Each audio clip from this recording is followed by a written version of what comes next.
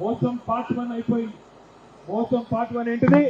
Assembly ఎలక్షన్లకు ముందేమో December 9 రుణమాఫీ అయిపోయింది ఉరుక్కుంట తెచ్చుకొని 2 లక్షలు అని చెప్పిండు. ఇప్పుడు మోసం పార్ట్ 2 సీక్వెల్ నడుస్తుంది. ఇప్పుడు పార్లమెంట్ ఎన్నిక రాగానే మళ్ళా కొత్త కథ ఎత్తుకున్నాడు. 15 ఆగస్టుకు చెప్తా నేను అంటాడు రేవంత్ రెడ్డి. మోసపోదామా ఒకసారి మోసపోయింది చాలదా? అందుకే రైతన్నులకు యాద్ చేయాలి, చెప్పాలి. ఒకసారి మోసపోతే మోసం చేసినోంది తప్పైతుంది. రెండోసారి మోసపోతే ఎవడైతే రెండోసారి కూడా నమ్మిండో వాళ్ళది తప్పైతుందనే మాట తప్పకుండా యాద్ చేయాలి. ఇలా రేవంత్ రెడ్డి గారు కానీ బీజేపీ కానీ ఒక్కసారి ఆలోచించండి. ఏం జరిగింది దేశానికి వీళ్ళ వల్ల ఆలోచించవలసిన అవసరం ఉన్నది. ఒక దిక్కేమో 100 రోజుల అబద్ధం, మరొక దిక్కేమో 10 ఏళ్ల నిజం మీ కళ్ళ ముంగట్నే ఉన్నది.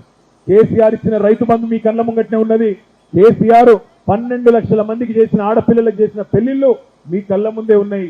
14 లక్షల మంది ఆడబిడ్డలకు ఇచ్చిన కేసీఆర్ కిట్లు మీద కళ్ళ ముంగట్నే ఉన్నాయి. 46 లక్షల మందికి ఆసరా పెన్షన్లు ఇచ్చి 200 నుంచి 2000 రూపాయలు చేసింది కూడా మీ కళ్ళ ముంగట్నే ఉన్నది. ఇట్లా చెప్తూ పోతే ఎన్నో కార్యక్రమాలు 10 ఏళ్లలో మనం చేసుకున్నాం. హైదరాబాద్ నగరాన్ని సర్వాంగ సుందరంగా తీర్చిదిద్దుకున్నాం. చేవెళ్ల పార్లమెంటు నియోజకవర్గంలో మా కాళే యాదయ్య గారి నియోజకవర్గంలో షాబాద్ లో బ్రహ్మాండమైన పరిశ్రమలను కూడా నెలకొల్పుకున్నాం. వికారాబాద్ ను జిల్లా చేసుకున్నాం.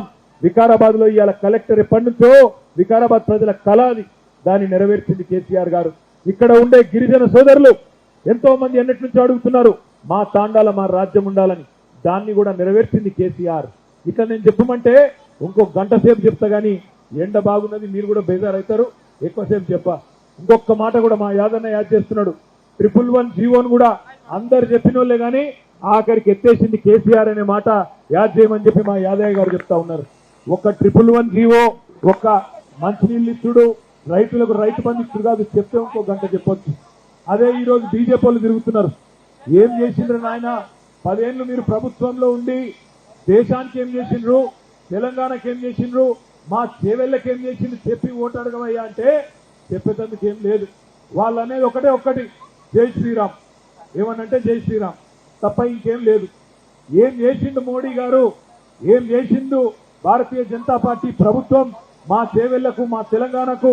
ఒక్క కళాశాల ఇచ్చినవా, ఒక్క పాఠశాల పెట్టినవా, ఒక్క గుడికి పైసలు ఇచ్చినవా, లేదా ఒక్క ప్రాజెక్టుకు జాతీయ హోదా ఇచ్చినవా అంటే చెప్పే ముఖం లేదు. కానీ జై శ్రీరామ్, శ్రీరాముతో మనకు పంచాయతీ లేదు. రాముడు బీజేపీ ఎమ్మెల్యే కాదు, ఎంపీ కాదు. శ్రీరాముడు అందరి వాడు, అందరికీ దేవుడే. శ్రీరాముడు రేపు బీజేపీ ఓడిపోయినాక కూడా రాముడు మంచిగానే ఉంటాడు, రామునికి ఏం కాదు. రామునికి ఏమి కాదు, బీజేపీ ఓడిపోయినా రామునికి ఏం ఫరక్ పడదు.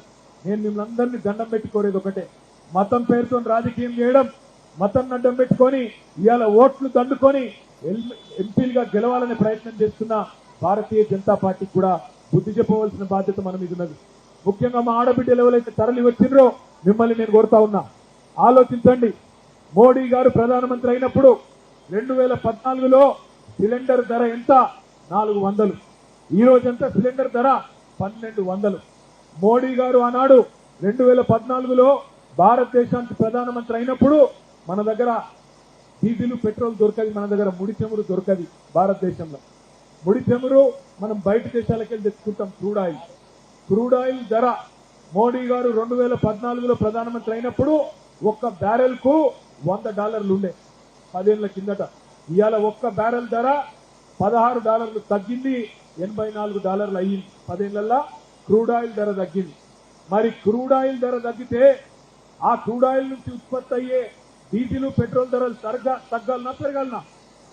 తగ్గాలి. మరి తగ్గినాయా పెరిగినాయా? ఒక ఆయన అంటాడు మరి బండి సంజయ్ అని, మోడీ దేవుడు అన్నా దేవుడు అంటాడు. ఎవరికి దేవుడు? 70 రూపాయల పెట్రోలు 110 రూపాయలు చేసినందుకు మా తమ్ముళ్లకు దేవుడా? 60 రూపాయల డీజిల్ 95 రూపాయలు చేసి అందరు కొంపలు ముచ్చుకున్నందుకు రైతులకు దేవుడా?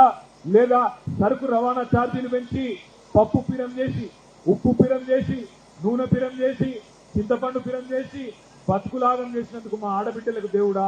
ఎవలకు దేవుడు? అది చెప్పమంటే చెప్పాడు. కానీ జై శ్రీరామ్, జై శ్రీరామ్ అంటే నేను మీ అందరికి ఒకటే ప్రార్థిస్తా ఉన్నా, శ్రీరాముడిని మొక్కుదాం, శ్రీరాముడికి మొక్కుదాం. ఏం తప్పులేదు, దేవుడు ఆయన. కానీ ఏమీ చేయని బీజేపీని, తెలంగాణకు నయా పైసా పని చేయని బీజేపీని మాత్రం ఓట్లతోనే తొక్కుదాం, ఓట్లతోనే బుద్ధి చెప్పుదామనే మాట నేను మీకు విజ్ఞప్తి చేస్తా ఉన్నా. ఇంకొక మాట కూడా నేను మిమ్మల్ని ఆలోచించమని కోరుతున్నా. చేవెళ్ల ప్రాంతానికి, చేవెళ్ల పార్లమెంటుకు కృష్ణా నీళ్లు రావాలి. కృష్ణా నీళ్లలో మన వాటా తెలుసుమని చెప్పి ముఖ్యమంత్రిగా కేసీఆర్ గారు 10 ఏళ్ల నుంచి అడుగుతా ఉండే కేంద్ర ప్రభుత్వాన్ని వాటా తేల్చలేదు, నీటి చుక్క కూడా పంచలేదు. అదేవిధంగా జాతీయ ప్రాజెక్టు హోదా ఇవ్వండి, మా పాలమూరు రంగారెడ్డి ఎత్తిపోతల పథకానికి దాంతో వేగంగా పూర్తి చేసుకుంటామంటే నీళ్లు వంచలేదు, వాటా ఇయ్యలేదు, కనీసం జాతీయ ప్రాజెక్టు హోదా కూడా ఇయ్యకుండా సతాయించినోడు ఇదే బీజేపీ ప్రభుత్వం 10 ఏళ్లకెళ్ళి. ఏం ముఖం పెట్టుకొని చేవెళ్లలో ఇలా ఓట్లు అడుగుతున్నారు విశ్వేశ్వర రెడ్డి అనే మాట నేను అడుగుతా ఉన్నా. आखिरी में मैं यही बोलना चाहता हूं, हमारे जितने भी भाई बहन हैं, आप तमाम भाइयों से बहनों से एक ही गुजारिश करना चाहता हूं, अगर तेलंगाना में आज अगर बीजेपी को रोकने का किसी में दम है तो सिर्फ और सिर्फ केसीआर साहब में और बीआरएस पार्टी में है। अभी हाल ही में जो असेंबली इलेक्शन हुआ, आप सोचिए 1 मिनट के लिए, किसने हराया बंडी संजय को? किसने हराया बंडी संजय को? बीआरएस। किसने हराया धर्मपुरी अरविंद को? किसने हराया ईटेल राजेंद्र को? किसने हराया रघुनंदन राव को? किसने हराया स्वयं बाबूराव को? और किसने डराया किशन रेड्डी को कि वो कंटेस्ट भी नहीं करे? बीआरएस। अगर किसी में दम है बीजेपी को रोकने का तो सिर्फ और सिर्फ बीआरएस में है। చేవెళ్ల కాంగ్రెస్ పని ఎప్పుడో అయిపోయింది. ఎప్పుడైతే రంజిత్ రెడ్డి అన్నది వచ్చిందో తనుకునుడు గుద్దుకునుడు మోపైంది. 3వ స్థానానికి పరిమితం అవుతుంది కాంగ్రెస్ పార్టీ. యాది పెట్టుకోండి ఇది. ఎందుకంటే తెలంగాణ ప్రజలు మంచోళ్ళు, ద్రోహులకు బుద్ధి చెప్తారు. అమ్మను మోసం చేసిన, అమ్మ లాంటి పార్టీని మోసం చేసిన రంజిత్ రెడ్డికి తప్పకుండా బుద్ధి చెప్పాల్సిన బాధ్యత మనందరి మీద ఉంది. బలహీన వర్గాలందరికీ బలమైన గొంతుగా 25 ఏళ్లుగా మీ అందరికీ సుపరిచితుడైన కాసాని జ్ఞానేశ్వరరావుని గెలిపించుకుందాం. మీరొక్క 8-10 సీట్లు మాకు అప్పచెప్తే ఢిల్లీని మళ్ళొక్కసారి కేసీఆర్ గారు ఆటాడిచ్చే రోజు మళ్ళా తొందరలోనే వస్తుందనే మాట మీ అందరికీ విజ్ఞప్తి చేస్తూ, దయచేసి మిమ్మల్ని నేను కోరేది 13 తారీఖు వరకు కష్టపడదాం. ఎండ ఉంది నాకు ఎరికే, కష్టపడదాం, తెలిసిన వాళ్ళకి చెబుదాం. బలహీన వర్గాల ముద్దు బిడ్డ జ్ఞానేశ్వరన్నకు సంబంధించిన కారు గుర్తు మీద ఓటేసి బంపర్ మెజారిటీతో గెలిపించుకుందాం. చేవెళ్లలో మళ్ళీ రాబోయే రోజుల్లో కలుసుకుందాం అని చెప్పి తెలియజేస్తూ, నాకు ఇంకా 2-3 మీటింగ్లు ఉన్నాయి, మీకు కూడా ఎండగొడతానని తెలుసు, అందుకే మళ్ళా కలుసుకుందాం. జై తెలంగాణ. కారు గుర్తుకే, కారు గుర్తుకే. Thank you.